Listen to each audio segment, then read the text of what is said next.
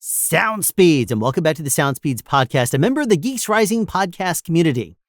Now, you may say, Alan, this is going to be a bit of a cheat because in many ways it's going to be. This episode, I am going to be very candid, and I'm only just going to talk. And what I'm going to be talking about is, well, first of all, welcome to 2025. If you're watching this beyond 2025, still welcome to 2025. I mean, hopefully it's gotten better since 2024. Now, the reason I am just going to kind of talk and call it the Sound Speeds podcast this time is because in many ways, the film industry is broken. It's, without going down too many rabbit holes, the people in charge of not just the unions and not just the studios, there's a lot of different things going on in this industry. And unfortunately, a lot of it's broken. We have people that are in charge of the studios that are not artists anymore. There are people that are money, they just go after money. And they, in many ways, are just as happy writing off a loss on big studios, the sound stages and stuff like that, as they are in many ways actually doing shows. They're not wanting to spend 200, 300, whatever big budget, on movies anymore because they don't need to turn a profit. And so in many ways, I personally believe that the days of the huge big studio projects are coming to an end. I mean, think about back in the 90s when we started getting really high quality video cameras. And that was high quality back in the era of like SVHS. Then we started to go into the aughts where we got mini DV. And it didn't cost a whole lot of money to go nonlinear. And then people started editing nonlinear and then getting editing software. And now content creators are, with a very minimal investment, able to do a lot of things that rival news quality, that are able to do. I mean, like, remember during COVID, the shutdown that happened at COVID? Before COVID shutdown, there was a whole bunch of news outlets that were making fun of content creators. Oh yeah, you and your little cameras and your little lights and whatever. As soon as they couldn't go anywhere and they were being sent little lavs that they had to wear and shoot with their iPhones, we were all laughing at them saying, you need some help from content creators? Because they had no idea what they were doing. And they shut up after that. They realized what guerrilla shooting was like and how we were so far ahead of the game.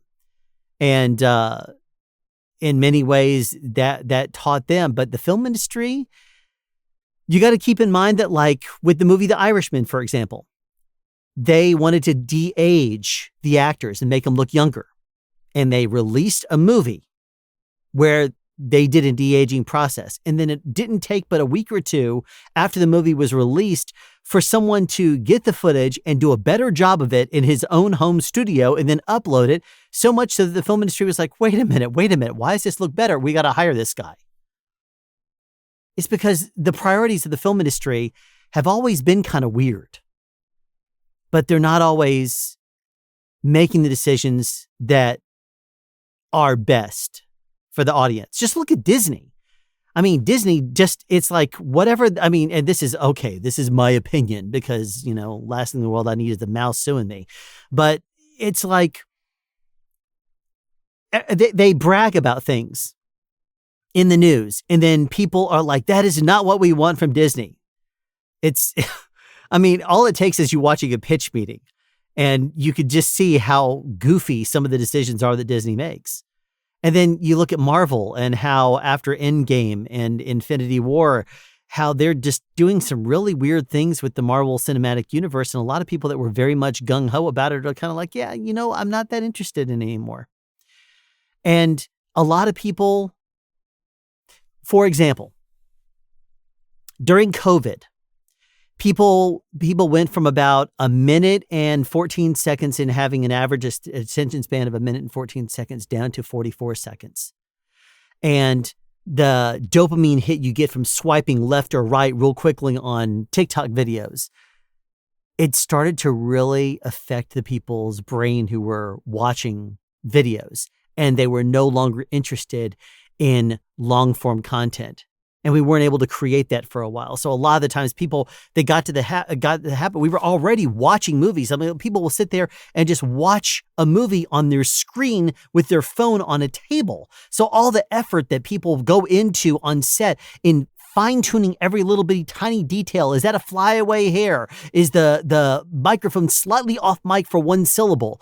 All those little nitpicky things that we do and kill ourselves over is reduced to somebody eating cereal while watching something in the morning while their kids run around and people are talking to them and they're just like glancing at the screen. That's unfortunately the way a lot of people watch things is on their phones. And so a lot of the things that we really nitpicked about on set are going to the wayside. So a lot of the studios are not wanting to spend huge budgets on things anymore when you can do it cheaper. You don't have to go big budget anymore. And in order to have really good quality. I mean, content creators can with a very minimal investment do really, really creative, really good things. And I think that that's one thing that's lacking in a lot of modern Hollywood. We keep talking about, you keep hearing people talking about how it's really unfortunate that all they want to do is remake things. And we're like, don't touch it. People are like, oh yeah, we're going to remake Goonies. Don't remake Goonies, for the love of God. Don't do that. Okay, well, we're going to remake that. No, don't remake that either. Don't you have any original ideas? But the film industry is basically a money grab at this point. They're trying to do what they can in many ways to just try to make money. And unfortunately, the new contracts that were negotiated with the unions, they in many ways were a lot stronger. But it was strong in a way that the studios are like, yeah, maybe we don't need to be in America anymore. Maybe we need to look at other countries. And during the shutdown of the film industry due to the SAG-AFTRA and the WGA strikes in 2023, coming out of that, the Teamsters and IATSE were saying, we're going to nail you guys next time because we obviously didn't do a great job in 2021. So we're going to nail you next time. And the studios were like, okay, you know what? We have to have writers. We have to have actors. We might want to go out of the country for a bit. And so they did. And so in 2024, out of concern for what the negotiations were going to be like, a lot of studios relocated and started going elsewhere. Which means that production is still happening in America, but very limited because people are concerned. We're concerned in many ways about the film industry. Now, coming out of COVID, we had a big, huge, everybody in the world was binge watching everything for months at home. So there was a big lack of content. So we had to build that back up. But 2 years later, it was like, okay, well, people are not really just going to sit there and binge watch things forever anymore. They're wanting to get out and live because they're not in their house anymore. So we were not really maintaining the same level of production and we had kind of plateaued. And unfortunately, a lot of people have entered the film industry and they're gung-ho about joining the film industry. And that has flooded the industry with crew. So we have a lot of crew that are getting involved in the film industry. And many of them are looking to undercut people that are veterans. And there's a lot of people that are department heads that say, well, if the budget for my department is this, and I can hire a few very skilled people, veterans, and then some newer people, the newer people won't necessarily command the same rate. So there'll be more money in my pocket. Some people are actually doing that. I'm not really pleased with a lot of things I'm seeing in the film industry. And I could just go down a rabbit hole and blab about this for a long time, but I'm not going to. It actually makes me very concerned about the direction the film industry is making. In the creativity aspect, I don't think that they're necessarily making the right decisions for the viewer at home anymore. I don't think they're making the right decisions for crew. I understand going places where you can make the same projects for cheaper, but there's a lot that can be said for actually being in America. Because you could go from like the West Coast to the East Coast in a weekend if you need to go and edit. You can't do that very easily going from Europe. So, but studios with money, they're going to throw it at people. And if they're not artists that are in charge of the film industry anymore, it's people that just are money people, bean counters. Makes me kind of concerned. As of the time of this recording, I have not had a full-time show in over 2 years. I'm not happy about that. I'm available, but I'm not going to do like a week or two on a show. I want to get a full show. Couple months and months and months, all year. I would love nothing more than to have somebody shoot me a message and say, hey, I'm crewing up for a show. It would start in, mid-January and end in December, even if it's not in Atlanta. That would be fine by me. I would love to get back on set. I'm still teaching classes in the real world. I'm still very involved in the film industry. I'm still communicating with a lot of people in a lot of contexts, but so many of my friends are not working. Very, very skilled sound people, top tier sound people are not working. They're working at breweries. They're working at Home Depot. They're working at Bass Pro Shops. They're working at REI. These are people that are just top tier artists. There's one guy that started a power washing business, and he's trying to figure out if he should go full throttle with it, or if he should try to stay open and go after work in the film industry. That's a really, really rough situation. And he's extremely skilled. There's a lot of my friends that are in those situations. So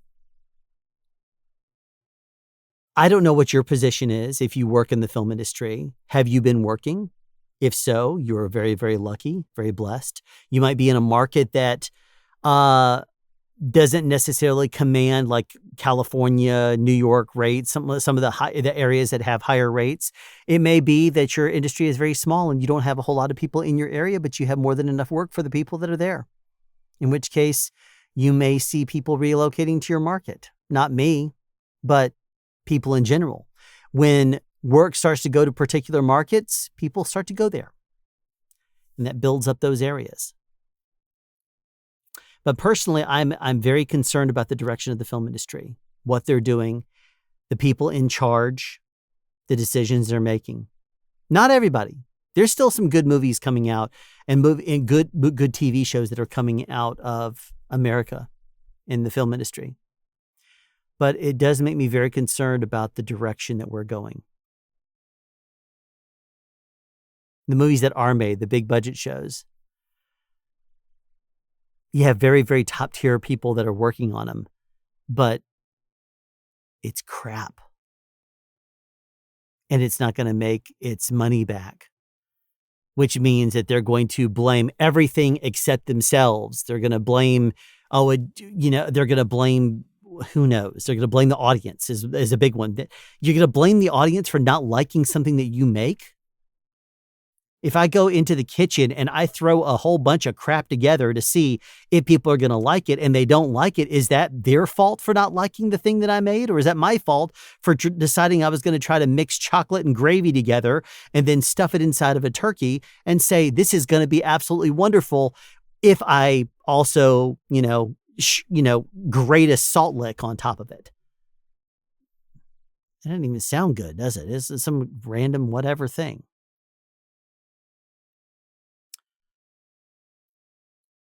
But anyway, so I'm in the market looking for a show, but there's so few shows out there right now. There are some areas where there's one or two top guys that have all the contacts that are going to get certain shows. I know some of those people. Even in this market, I know some of those people. But also, I've not been in a position to take like a month-long show, because what happens when that show ends? There's not another show right after that. So I will have to turn down something that might be a month-long show because I don't know what's going to happen after that. But I would love nothing more than to get a call today and say, I need you on set for the next 6 months starting tomorrow. I'm like, oh, absolutely. make a phone call. I'm not coming in anymore. Bye. And then be on set tomorrow. I would love that. Now, what does this have to do with this channel? Well, I don't know what your position is in the film industry. I don't know what your thoughts are. If you work in the film industry, do you have a day job now until the film industry comes back? What are you hearing? What are your thoughts? Please tell me in the comments below, because I'm trying to pull together information. At the same time, are you needing a boom operator? Because if so, I'm available and I'm willing to travel. Doesn't matter where. Glad to do it. But at the same time, what are your thoughts on the direction of the film industry? Even if you're not involved in the film industry, what do you think about the shows that are being made right now? There's a show that I just got through. What is the show? It's on Netflix, and it's not the most crazy of budget. It's like a South Korean show. And no, it's not Squid Game. It's 8 something. It's not 8 Mile. I got to look it up because I watched like the first 2 episodes of the show. The 8 Show. I couldn't even remember the 8 Show. I could remember 8, but couldn't remember 8 Show. But it's fascinating. And I'm sure that show didn't cost a whole lot of money to make. I've only watched 3 episodes of it. And a lot of people are perfectly happy watching short form content, swiping left and right, or watching 1 minute long videos or very, very short videos, as opposed to watching long form stuff anymore. And we can see this in basically all of my content creator friends that make long form content that's, 15, 20 minutes or whatever longer. They're not getting the views anymore. You might hear, if you watch the Bandrew Says podcast, you might know that Bandrew's viewer count is way down. The subscribers are way down. This is not just unique to Bandrew.